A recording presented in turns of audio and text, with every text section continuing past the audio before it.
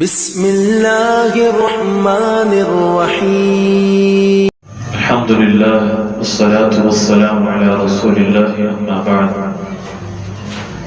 رمضان المبارک کے مہینے کے اندر نبی علیہ السلام خیر کے کاموں میں بہت زیادہ جلدی کیا کرتے تھے، حتیٰ کہ یہ آندھی جو آتی ہے، آندھی سے بھی تیز نبی علیہ السلام خیر کے کاموں میں لگ جایا کرتے تھے۔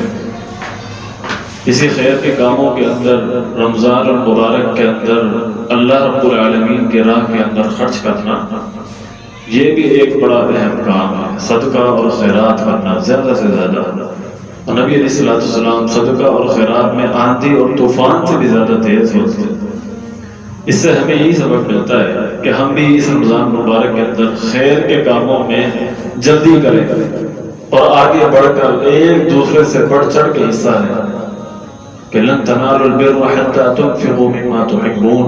اللہ رب العالمین بھی فرماتا ہے کہ تم جب تک نیکی کے اصل مقام اور درجے تک پہنچ ہی نہیں سکتے جب تک کہ تم اس چیز کو نہ خرچ کر دو جو تمہیں سب سے زیادہ محبوب ہو۔ اس کی ایک مثال ملتی ہے کہ نبی علیہ السلام کے صحابہ میں سے ایک صحابی ابو طلحہ انصاری رضی اللہ عنہ، جن کا مدینہ منورہ کے اندر ایک بڑا مشہور باغ تھا، اور ایسا باغ تھا کہ جس کے اندر خود نبی علیہ السلام جا کر وہاں سے آپ، وہاں کے جو چشمے تھے وہاں سے آپ جو ہے وہ نوش کیا کرتے تھے، اور پھر نبی علیہ السلام بھی وہاں پر جا کے آرام کیا کرتے تھے۔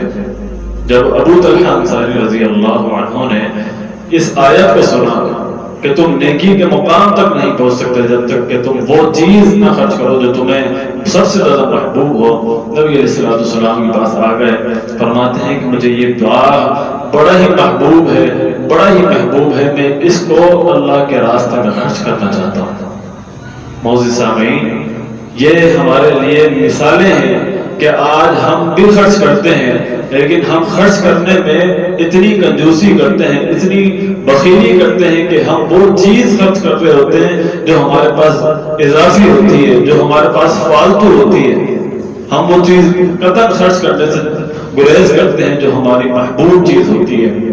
اس رمضان المبارک کے اندر وہ چیزیں بھی خرچ کریں۔ آپ کے پاس ٹائم ہے، آپ اپنے قیمتی ٹائم کو بھی اس دین اسلام کے لیے قرآن کے اندر لگائیں، خیر کے کاموں کے اندر لگائیں۔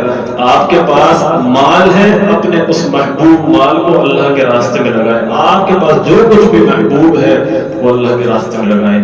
اللہ رب العالمین مجھے ہم سب کو خیر کے کاموں میں جلدی کرنے کی توفیق عطا فرمائے۔ وما علینا الا البلاغ۔